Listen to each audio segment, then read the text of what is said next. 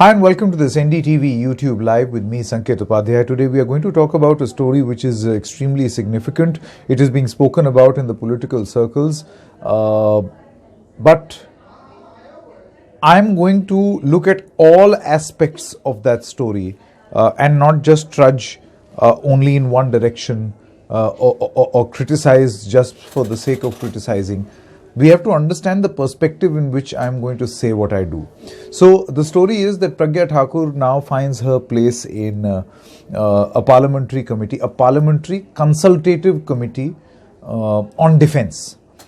Now, who's Pragya Thakur? This is the same Pragya Thakur, by the way, who had praised Nathuram Godse, who assassinated Mahatma Gandhi. She called him a patriot. She is the same Pragya Thakur, if you recall, in the month of August, when we got the news of the sad demise of Sushma Swaraj as well as Arun Jaitley. She said that this is some sort of a Divya Shakti of the opposition which is leading to the deaths of our senior leaders. These gems are unlimited, so I'm not going to get into them or in great detail. The purpose of this broadcast is to first explain what exactly is the story, so that you, the viewer, can form your own opinion. So, explainer number one is what exactly is this panel? What has happened? So, this is actually a panel which is made of parliamentarians. You know that there are standing committees, there are various parliamentary committees, and these committees have parliamentarians who function almost like a mini parliament. For instance, if there is any issue which does not get the required time to be discussed and deliberated on the floor of the House, it is referred to the various standing committees. Now, if you recall, the criticism of the opposition as far as this government is concerned is that not many bills were sent to the standing committees or the select committees for greater deliberation, and they were just steamrolled and passed in Parliament.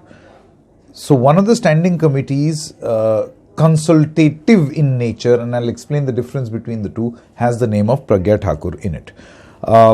Is this a parliamentary committee? No, it is not a parliamentary committee, because there is a difference between the parliamentary standing committees and a consultative parliamentary committee. Two totally different things. Why are they different? Because a standing committee can issue recommendations that will be in a way significant enough to be discussed on the floor of the House. Whereas a consultative parliamentary committee, which this is, can only be consulted, and they have no say. It cannot be quoted, it cannot be referred to. It's just consultation. So it's like you hiring a consultant, right? Now, that consultant may recommend X, Y, Z. It's not incumbent on you to either acknowledge or abide by what that consultation is. So that's exactly, in a way, Pragya Thakur in that story is on our channel right now. You can see we are on that story right now on the news channel. So you treat these parliamentarians who are from various parties as essentially consultants. So they do not have much say beyond just being consultants, right? So this is something very, very important that needs to be understood. Now, who all are a part of this panel? You've got Farooq Abdullah. There are various people, but I'm going to name a few. So you've got Farooq Abdullah as one person. You've got Shougata Roy, Supriya Sule, and you also have Pragya Thakur in this list. So it's a long list of members as far as this consultative list is concerned, of which Pragya Thakur is an essential part. Now, let's tell you why and how this should be understood. Number one, the Prime Minister first. So on the 17th of May, in an interview to another news television station, the Prime Minister was asked this question of the comments that were made by Pragya Thakur, and And the Prime Minister back then, remember, elections were still being held, the final phase of the elections had yet to take place. So the voting was taking place back in the day. Results were yet to be announced. So at that point, the Prime Minister in that interview, what did he say? He said, she may have apologized for the comment that she made. I will never be able to forgive her. These are the words of the Prime Minister on the 17th of May. Let me also give you, since I covered the story extensively, so I know the exact sequence of events. So on the 17th of May, she was also summoned to the Bharatiya Janata Party office. You had the BJP chief back in the day, Amit Shah, he's still the BJP president. He was there. Other senior leaders of the Bharatiya Janata Party were there, and Pragya Thakur was told that this is absolutely unacceptable, and this matter was referred to the disciplinary committee of the Bharatiya Janata Party on the 17th of May. They were given time of 10 days to deliberate and come up with their recommendations.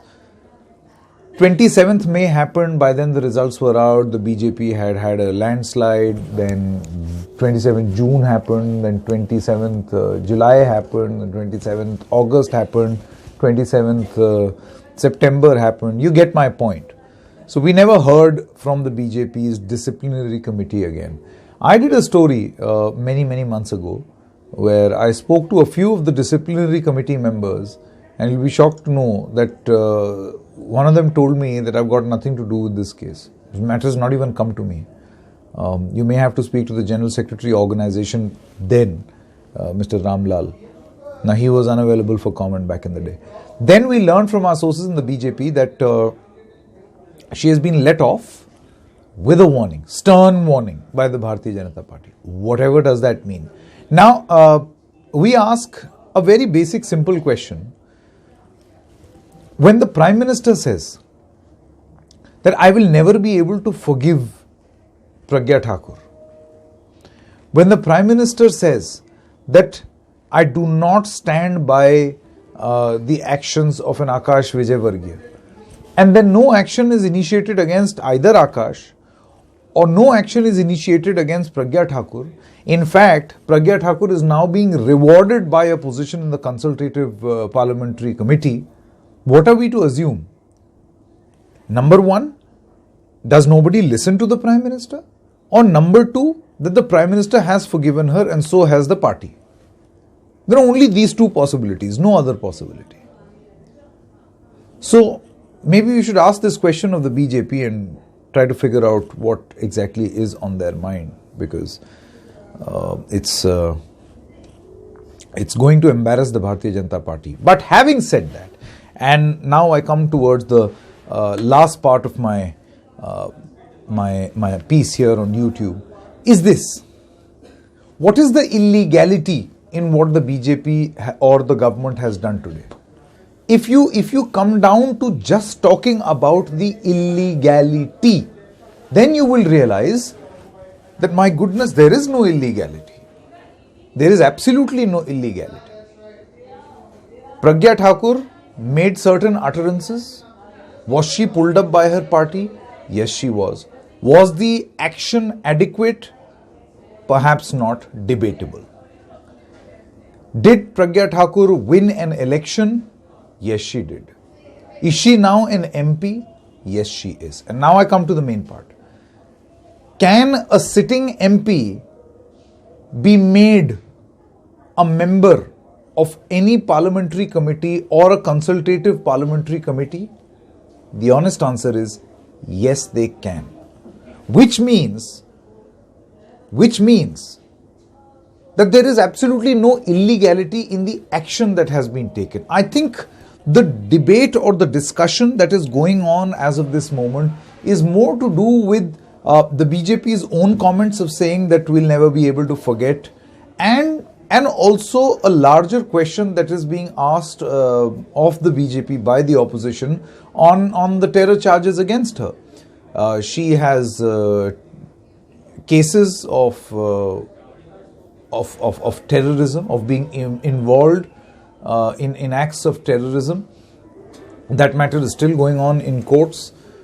Many argue that she's trying to recuse herself or escape the court proceedings, thus leading to further delays.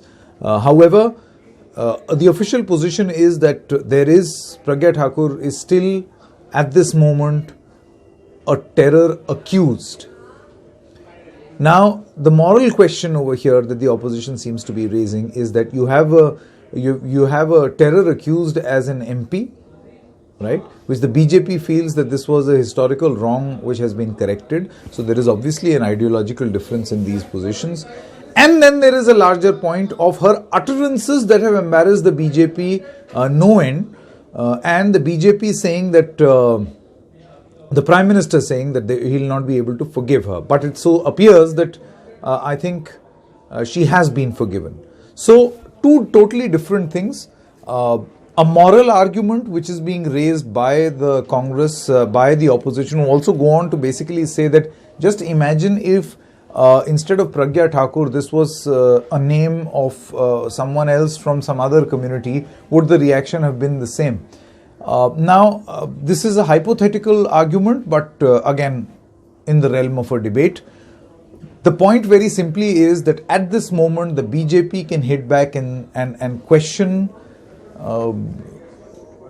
the very argument of this being wrong or illegal. So the BJP can turn around and say that there is no illegality in either her being made an MP, right? Because she's not been convicted. So the rule of the land or the law of the land is that you cannot purely on allegations or just because you are an accused, in whatever case, be denied a position or candidature in the Lok Sabha or in the entire parliamentary procedure. Secondly, the BJP can turn around and say that she has won the election. She's a sitting MP, and a sitting MP, by virtue of being a sitting MP, can be part of any of these committees. So by that logic, there is no illegality. But the debate will be raging on whether the Prime Minister has forgiven her, and is this the beginning of her rehabilitation? So now she's an MP, now she's part of a consultative committee. What next? Right? So that's some of the points that I wanted to make, and you can also leave your comments of what you think about this analysis. That's it then, friends. I'll see you again. Bye-bye.